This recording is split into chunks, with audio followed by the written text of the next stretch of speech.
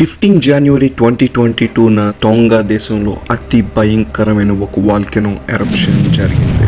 దీన్ని ఈ 21st సెంచరీలోనే అతి పెద్ద భయంకరమైన వాల్కెనిక్ ఎరప్షన్ గా చెప్తున్నారు. పసిఫిక్ ఓషన్ మధ్యలో 170 ఐలాండ్స్ తో ఫామ్ అయిన ఒక చిన్న కంట్రీ ఇది. లక్కీగా అసలు మనుషులే నివసించని ఒక ఐలాండ్ లో అండర్ వాటర్ లో ఈ వాల్కెనిక్ ఎరప్షన్ జరిగింది. దీని ఇంటెన్సిటీ ఎంత హ్యూజ్ అంటే హిరోషిమాలో జరిగిన న్యూక్లియర్ బాంబ్ కన్నా 100 టైమ్స్ పవర్ఫుల్. అండ్ దీని నుంచి వచ్చిన షాక్ వేవ్స్ కొన్ని కిలోమీటర్స్ ట్రావెల్ చేసి జపాన్ అండ్ పెరు కంట్రీస్ లో సునామీ కూడా వచ్చాయి. పెరులో ఒక హ్యూజ్ ఆయిల్ ట్యాంకర్ అన్లోడింగ్ జరుగుతుంది. ఆ టైంలోనే ఈ సునామీ వచ్చింది. దాని వల్ల ఆయిల్ స్పిల్ జరిగి 11,900 బ్యారెల్స్ ఆయిల్ వాటర్ లో కలిసిపోయాయి. ఇది జస్ట్ వేస్టేజ్ మాత్రమే కాదు, దీని వల్ల సముద్రంలో ఉండే చాలా జీవరాశులన్నిటికీ ప్రమాదం. కాబట్టి దీన్ని పెరు కంట్రీ 90 డేస్ ఎన్వైరన్మెంటల్ ఎమర్జెన్సీగా కూడా ప్రకటించింది.